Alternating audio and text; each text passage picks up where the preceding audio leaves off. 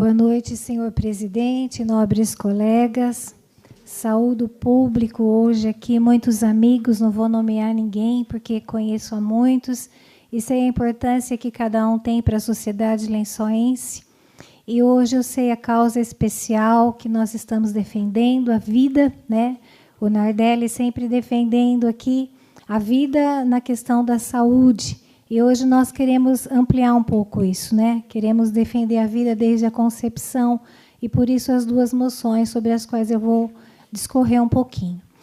E quero saudar também a imprensa, os internautas, e peço, senhor presidente, se possível, que o tempo que eu extrapolar hoje, ao invés de ficar apitando a campainha, se o senhor puder cronometrar, e aí a gente, nas próximas sessões, pode estar descontando para que também os colegas não sejam prejudicados. Pode ser assim, se os colegas concordam? Deferido o pedido de Vossa Excelência. Muito obrigada. Bom, eu considero esse assunto de extrema importância, porque nós estamos falando da vida, e não pode haver assunto mais importante que a vida. Só existe direito, só tem direitos quem tem vida. A vida é anterior a qualquer direito. Morto não tem vida. Existe no Código Penal um artigo que fala do vilipêndio ao cadáver. Isso não é um objeto material, aí não é um morto. O que se pretende preservar é o sentimento da família. Morto não tem direito. Então, não adianta eu assegurar no Código Civil o direito do nascituro, a herança, e permitir que mate o nascituro, né? Então, é sobre isso que nós vamos falar um pouquinho. E eu queria começar, então, falando um pouco sobre o sentido da nossa vida. O sentido da nossa vida, a nossa vida faz sentido desde que nós ajudamos o nosso irmão a se realizar, nós ajudamos o nosso próximo a se realizar. Dessa maneira, um pai se realiza quando vê um filho realizado. Uma mãe se realiza quando vê os filhos realizados. Um professor se realiza quando vê que o aluno dele aprendeu. Um treinador se realiza quando vê que o atleta que ele treinou se superou. E assim vai sendo, a nossa vida vai se construindo, e a gente vai sendo feliz a partir da realização daquilo que nós fazemos pelo próximo. Então, eu vou estar falando aqui de potencial e de realização. Eu queria pedir que se colocasse ali as imagens. Nós temos aí a imagem de um bebê dentro do útero da mãe, e nós podemos identificar muito claramente que são dois corpos, né? Às vezes se fala, é o meu corpo, as minhas regras. Sim, mas o corpo da criança também deve ser respeitado. É outro corpo, porque a mãe não tem 2 orelhas, 2 DNA, 4 orelhas, desculpe, 2 DNAs, né? Como a gente ouviu, né, dizendo aí nas palestras que a gente acompanhou nesses dias.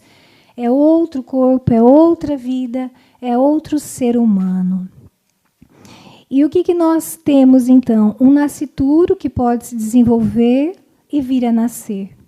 Vamos falar primeiro da mulher. Se eu perguntar a vocês qual foi a pessoa que mais amou você na vida, que você tem certeza que mais te amou, eu tenho certeza que a grande maioria diria: a minha mãe. Não há amor maior que o amor de mãe, e o mundo precisa de amor, e nós nos realizamos quando amamos.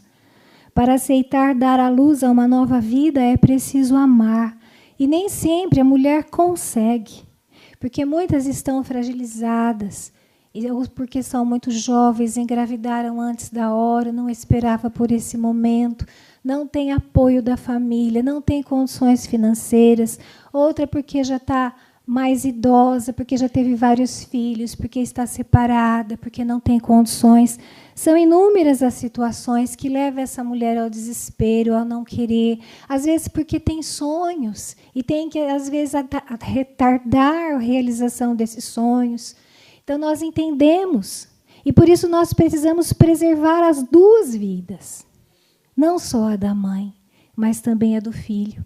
Não só a do filho, mas também a da mãe. Nós sabemos que o aborto, muitas vezes, pela agressão que ele causa, ele leva à morte. Muito mais do que um parto natural, que é de risco. Todo parto é risco. O meu avô dizia que a mãe, quando vai parir, ela está com o pé na cova, porque há risco no parto. Muito maior risco há num aborto, porque há uma força, há uma provocação para que aquele bebê seja expulso antes da hora. Isso é independente do local onde ele estiver sendo atendido. Então, nós precisamos acolher essas mulheres. Eu queria contar um fato. Eu tive a oportunidade de ter uma pessoa que trabalhava em casa e ela engravidou e não sabia nem quem era o pai. E ela queria tirar a criança. Foi muito difícil ajudá-la a perceber e a convencê-la a aceitar a gestação. Mas, aos poucos, a gente dando apoio, dando carinho, conversando, prometendo auxílio, ela foi aceitando que esperasse nascer para depois a gente poder doar a criança para que uma família que estivesse na fila aguardando, que quantas querem ser mãe e não conseguem, a gente iria encaminhar. Mas aí, quando ela começou a perceber a criança mexendo no ventre, ela começou a se comunicar com a criança, aquilo mudou. Ela mudou de ideia. E a gente muda de ideia. Quantas vezes na nossa vida a gente mudou de ideia? Então, naquele momento, a gente precisa de apoio. Eu posso falar por mim. Eu engravidei solteira com 17 anos. E aquilo, a minha filha está aí. Levanta a mão aí, filha. Eu tive a Michele com 18 anos. Eu era solteira. E, claro, a primeira coisa que vem no nosso coração é medo, é pavor, como contar para a família, como agora vai mudar a vida, como vai ser. Mas como é importante ter pessoas ao nosso lado que nos acolhem, que nos orientam, que nos ajudam. E aí a mulher, então, se sente segura para realizar aquilo a que ela é chamada. Olha lá, mulheres que estão sendo acompanhadas, né, num hospital humanitário, onde foram acolhidas e puderam ter seus bebês tranquilas. Então, existem instituições que fazem isso. E o Estado precisa ter políticas públicas para fazer esse trabalho também, né? Várias mulheres que pretendiam abortar, depois de serem acolhidas, bem aconselhadas, apoiadas, assumiram a maternidade e são felizes. E o único arrependimento que podem ter hoje é de ter pensado em abortar o filho. Eu nunca vi uma mulher que tenha se arrependido de não ter abortado. E eu nunca vi uma mãe dizer que se arrepende de ter tido o filho, mesmo aqueles que são presos. A gente vê as mães passando por cada situação para visitar o filho na cadeia por amor. Quanto ao nascituro, feto, embrião, seja lá qual nome queiram dar, alguns querem dizer que não há vida humana ali. E se haveria, então, o que haveria, então? Ovos. Então, eu queria pedir que colocasse a imagem dos ovos lá de tartaruga, e vocês sabem que existe uma lei no Brasil que preserva os ovos da tartaruga, né? E se preservamos os ovos da tartaruga, por que não preservamos os bebezinhos, que estão lá como ovinhos no útero da mãe? Não que sejam ovos, mas ainda que fossem. É porque o homem não está em extinção? Eu queria dar uma boa razão para preservarmos os ovos humanos, ainda que fossem ovos humanos, o que não são.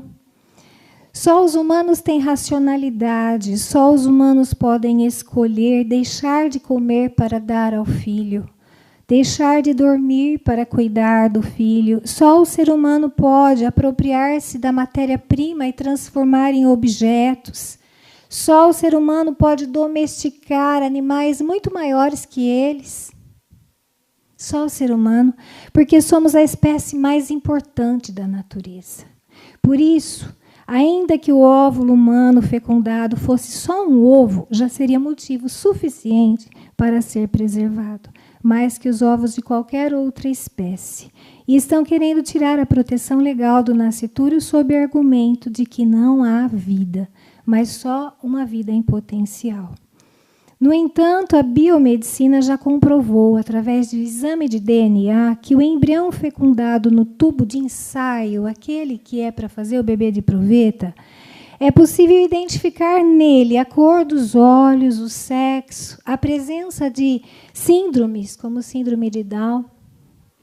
Então, se é possível, naqueles tubos de ensaio, onde se fecundam vários óvulos, escolher os melhores, como é feito numa inseminação artificial, e desprezar aqueles que não nos interessam, porque talvez não tenham olho azul, ou porque talvez tenham uma síndrome, se é possível fazer isso, como dizer que ali não há vida?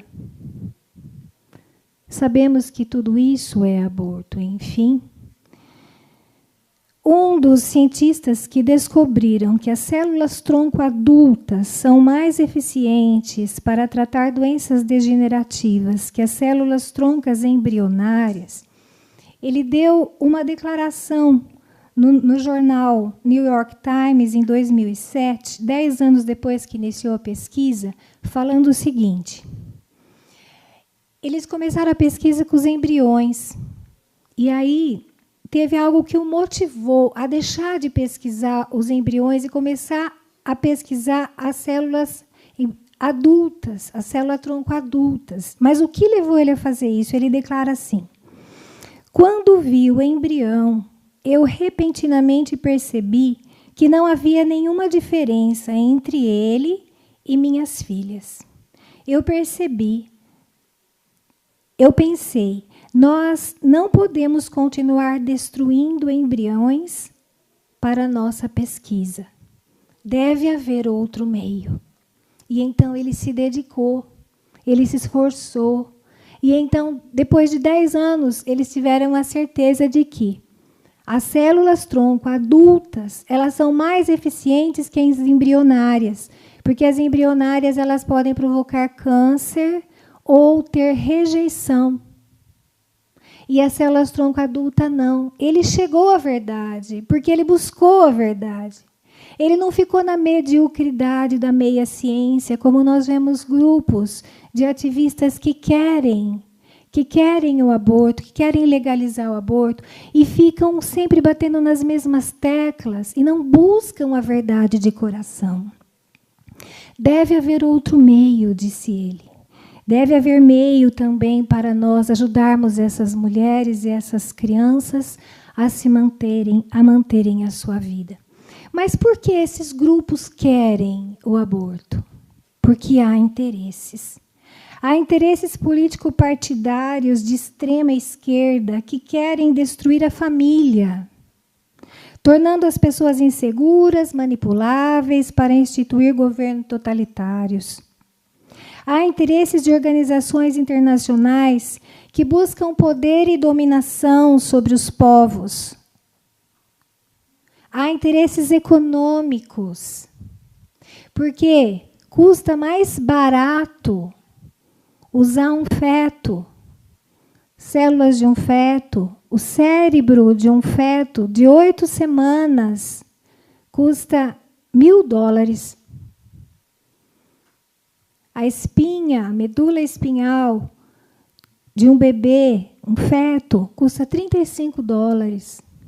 Sai mais barato do que pegar do macaco, porque o macaco é preservado. E a oferta de fetos é grande, porque existe muito aborto onde é legalizado, lá nos Estados Unidos. Eles fazem aborto até o dia do parto. Se a mulher estiver em trabalho de parto, é possível fazer o aborto. E como eles fazem o aborto? Eles colocam uma sonda que suga o cérebro do bebê. Aí ele morre. Aí você faz o aborto. E aí aproveita também os órgãos para doação. E a gente sabe que por trás disso corre dinheiro.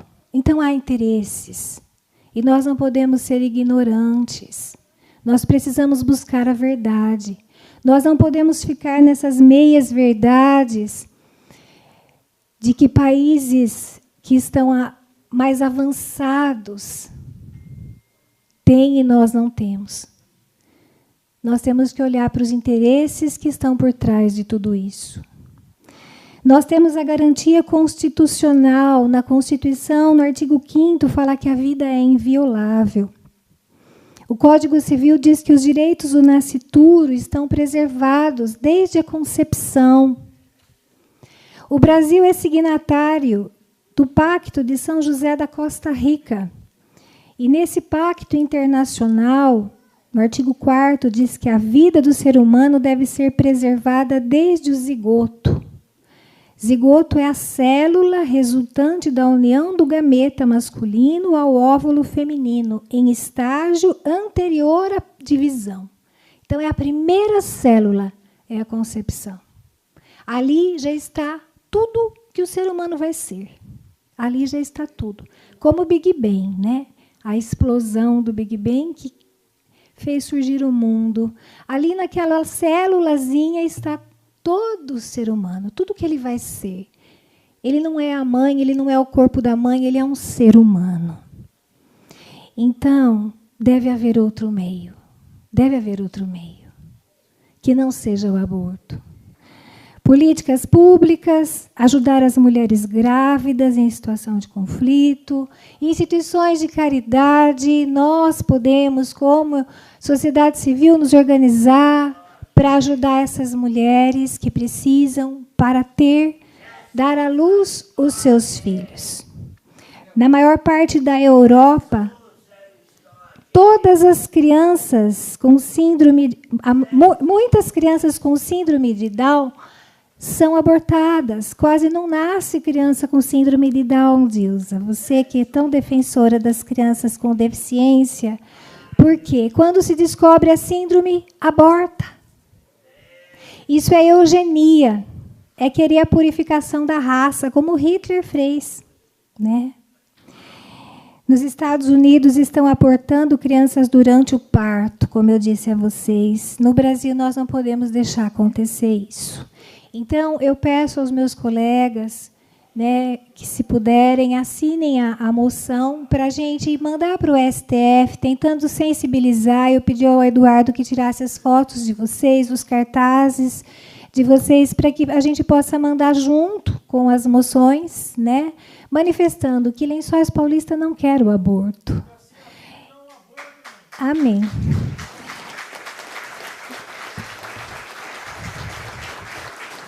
E também, quanto à moção que fizemos para o Congresso Nacional, o Congresso Nacional, a gente sabe, temos muitos congressistas que têm lá coisas erradas que fizeram e, por conta disso, ficam aprisionados com medo do STF. E, por conta disso, às vezes, não votam a lei do jeito que tem que ser votada. Então, o que podemos fazer? Entrar, nós, nos e-mails e manifestar e solicitar que o Congresso Nacional se posicione e votem essa lei que estabelece como crime de responsabilidade essa invasão de competência, quando eles querem, por decisão judicial, tirar a força da lei, dizendo que a lei é inconstitucional, que o Código Penal, quando estabelece como crime o aborto, eles estão querendo tirar a força dessa lei até os 3 meses da gestação. Muito obrigada a todos. E desculpem, meus colegas, ter extrapolado o tempo, mas aí a gente vai se acertando. Muito obrigada. Boa noite a todos.